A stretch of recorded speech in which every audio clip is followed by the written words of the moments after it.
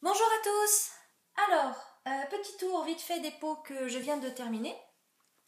Donc je pense que vous le savez, j'avais commencé le tannage il y a quelques temps. Là j'avais fait une petite vidéo sur l'assouplissement des pots, un petit zoom rien que sur cette partie-là du tannage. Et donc je viens de finir les pots que je vous avais montré en vidéo sur l'assouplissement. Donc pot de lapin toujours. Voilà pour vous montrer un petit peu ce que ça donne. Je suis très contente, plus je tanne et plus les peaux sont jolies.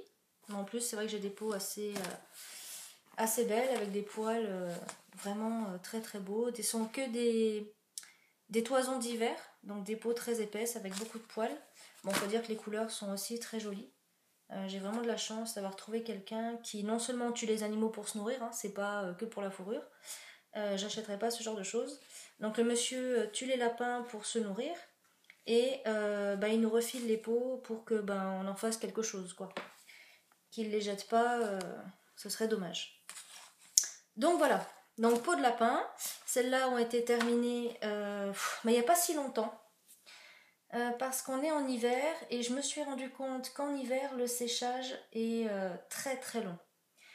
J'ai tanné cet été et cet été en 48 heures les peaux elles étaient sèches, il fallait vraiment que j'assouplisse toutes les demi-heures, toutes les heures, sinon ça séchait très très vite. Là sur l'ancienne vidéo, enfin sur la dernière vidéo que j'ai fait sur l'assouplissement, je parlais d'assouplir donc toutes les heures pendant plusieurs jours. J'en ai pas eu besoin parce qu'il a fallu attendre très longtemps pour que les peaux sèchent. C'est très surprenant, j'étais pas habituée à ça. Mais voilà, il a fallu une bonne semaine pour que les peaux sèchent. Et encore, dans les blanches, je vois que le poil est encore un peu humide. Donc c'est pour ça que je les ai rentrées là à l'intérieur. Je sais pas chez vous, mais nous on a -5. Et je sais pas pourquoi, mais j'ai peur que ça les abîme. C'est un peu psychologique, je les ai rentrées dans une pièce non chauffée. Je vais les poser voilà, sur du plastique que je retournerai de temps en temps. Un coup côté chair, un coup côté peau, pour vraiment que ça sèche. Certaines sont très sèches, celle-là est complètement sèche, il n'y a aucun problème. On voit que les poils sont secs jusqu'à la peau, donc celle-là il n'y a pas de souci. Mais c'est vrai que les blanches, le cuir étant beaucoup plus épais que les autres, elles ont vraiment du mal à sécher. Donc là je les ai rentrées pour essayer de booster un petit peu le truc. Donc voilà, plusieurs peaux, donc 3 fauves et 2 blanches. Avec des épaisseurs de cuir assez différentes. Celle-là celle-là est vraiment très souple. Alors soit je l'ai vraiment bien réussi, ce qui me plairait beaucoup d'ailleurs, c'est ça de ma faute en gros. Celle-là est vraiment très très souple. Celle-là un peu moins. Bon, elle est quand même, on peut la travailler, hein, il n'y a pas de souci. Mais le cuir est plus épais et du coup elle est un petit peu moins souple. Mais alors celle-là, le cuir était vraiment très très épais. D'ailleurs j'ai eu du mal à l'assouplir. Il a vraiment fallu que je m'y mette comme il faut et que j'utilise surtout le racloir pour casser certains endroits parce qu'elle était quand même super dure. Donc elles sont pas super super souples par rapport à celle-là qui vraiment, enfin, c'est du chewing-gum. Ouais, celles-là sont un petit peu plus difficiles. Ça fait pas carton. C'est vraiment bon, c'est un beau cuir, mais c'est plus solide. Là, il est plus épais que l'autre. Il fait carrément ouais, un bon millimètre d'épaisseur. Pour un lapin, je suis même surprise, je suis jamais tombée là-dessus. Donc soit c'est les blancs qui sont comme ça, soit c'était des vieux lapins. Parce que celui-là, c'est vraiment très épais. Bon, voilà. C'était juste ça. Alors voilà, donc je vous disais, les peaux là sont finies. J'ai graissé avec de l'huile de saumon. C'est une graisse que j'aime beaucoup. J'ai essayé avec du suif, ça ne m'a pas plu du tout. Je trouve que l'huile de saumon a beaucoup d'avantages par rapport aux autres graisses qu'on m'avait données. Le suif, évidemment, je l'ai fait maison, avec la catastrophe que vous connaissez si vous suivez un petit peu le blog. Je l'ai fait dans ma cuisine, donc j'avais acheté du gras de veau, que j'ai coupé en petits morceaux, que j'ai mis dans une casserole à feu doux, et j'ai laissé fondre. J'ai clarifié, un peu comme le beurre clarifié, et ça a senti le graillon quasiment 3 jours dans ma cuisine, et donc dans ma maison. Et voilà, c'était la catastrophe. Donc ne faites pas ça chez vous, hein. Le suif, ça se fait pas dans la maison. Vous mettez ça dehors si vous voulez, mais bon, c'est long à faire. Ça salit, ça sent pas bon, c'est pas terrible. Et l'huile sulfonée, là j'ai fait un peu ma flemmarde, j'avais pas trop envie d'en faire tout de suite. En fait non, j'ai pas voulu essayer ça tout de suite, j'ai pas voulu en acheter, déjà j'en ai pas cherché, je sais même pas si on peut en acheter en France. Ce que j'ai compris c'est en gros du suif mélangé avec de l'eau chaude, enfin j'ai pas trop compris, je me suis pas trop penchée sur la question. Donc ça m'a pas trop intéressée. L'huile de saumon, je l'ai essayée par erreur en fait.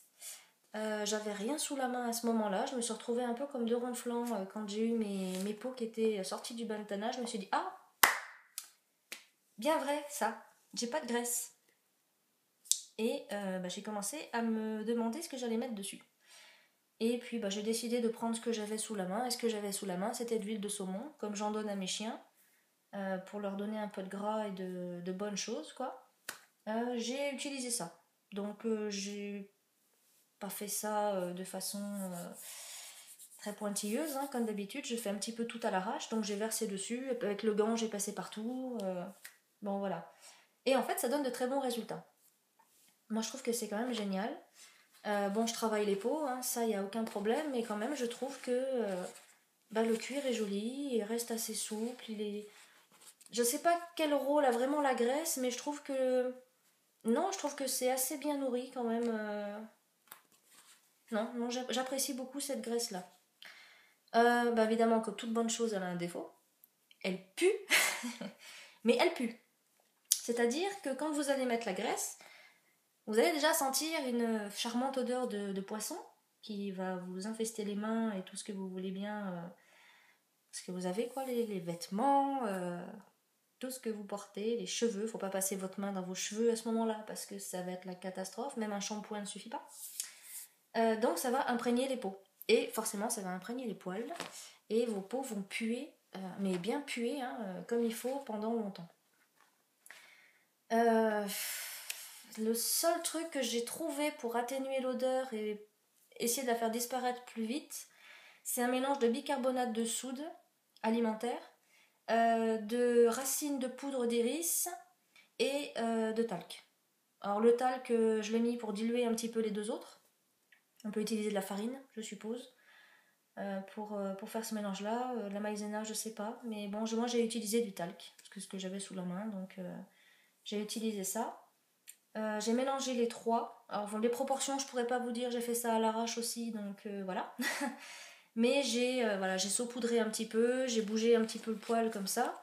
J'ai laissé poser. Là, j'avais laissé poser une bonne demi-journée. Et ensuite, j'ai pris les peaux, je les ai secouées comme il faut, j'ai peigné un petit peu. Et j'ai recommencé 3-4 fois. Bon, maintenant, les autres peaux ne sentent plus rien. Mais bon, je les ai fait en été.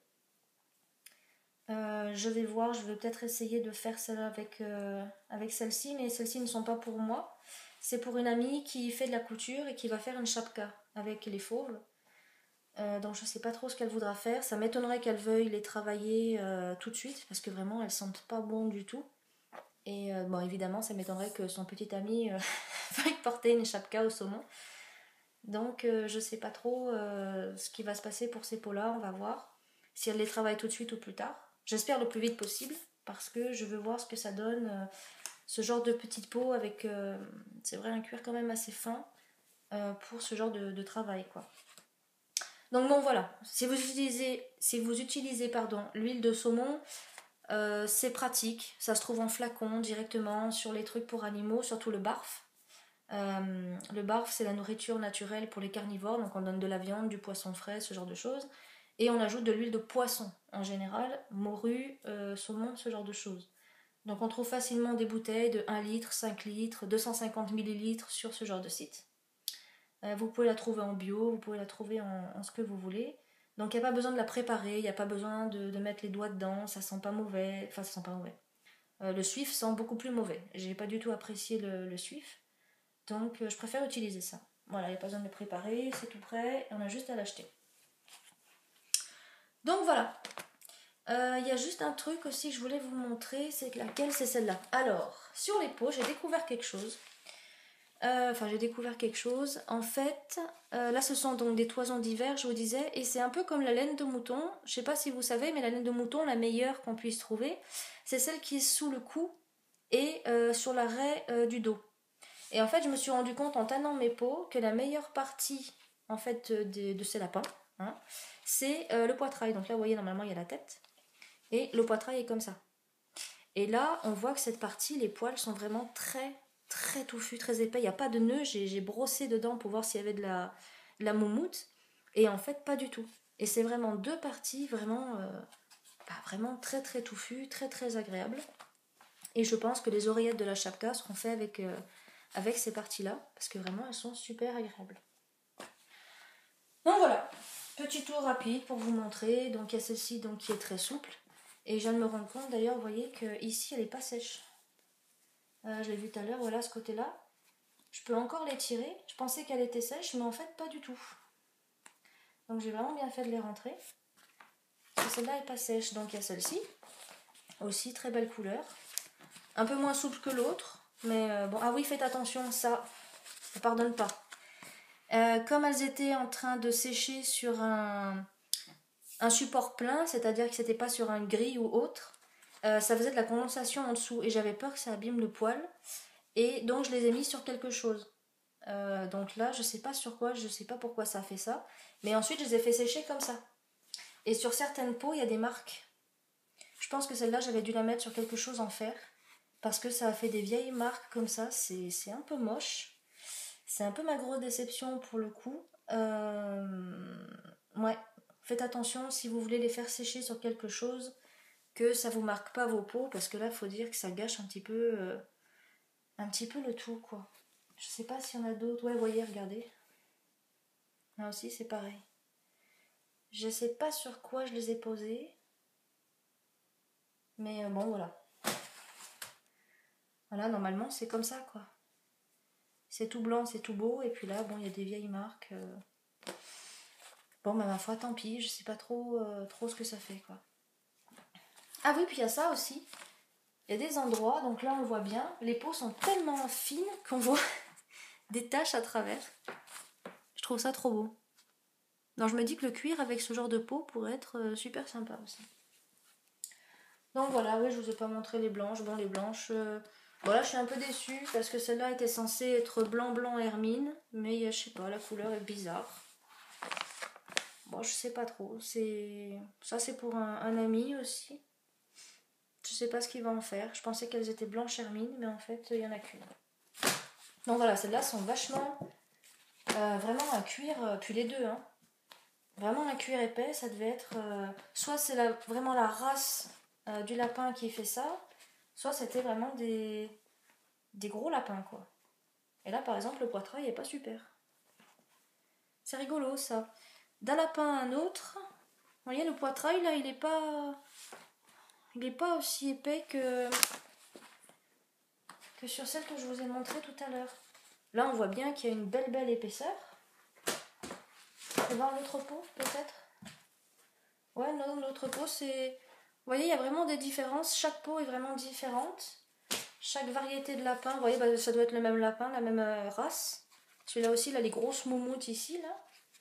Donc bon, c'est pour ça, il faut bien choisir ces animaux. Il faut bien choisir avec quelle peau on veut travailler. Parce que même quelquefois, dans la même race d'animal, bah, chaque animal est différent.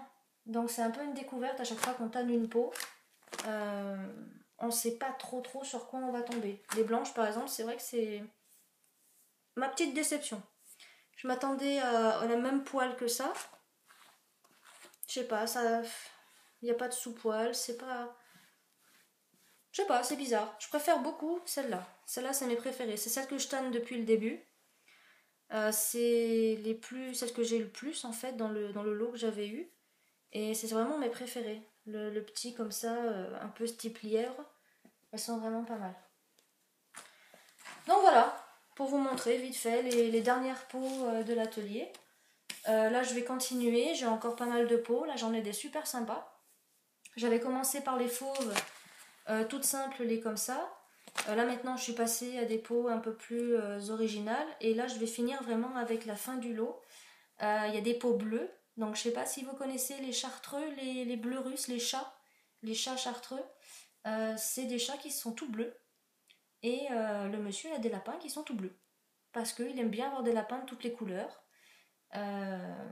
Donc il a acheté des lapins bizarres. Il fait des petits mélanges comme ça, il s'amuse. Et du coup j'ai des peaux bleues, j'ai des peaux noires. des pots Rex. Là, je crois que j'ai aussi des pots dalmatiens. Enfin bon, j'ai plein de pots bizarres comme ça qui étaient dedans, donc je vais les essayer. Et puis bon, si on peut en faire quelque chose, ne serait-ce qu'une chapka bleue, enfin je sais pas, ça peut être sympa. Donc voilà. Bah écoutez, ce qu'on fait, c'est qu'on se retrouve sur les articles et les vidéos. Et puis, je vous souhaite une bonne journée. Et puis, voilà, on se retrouve bientôt. Allez, salut!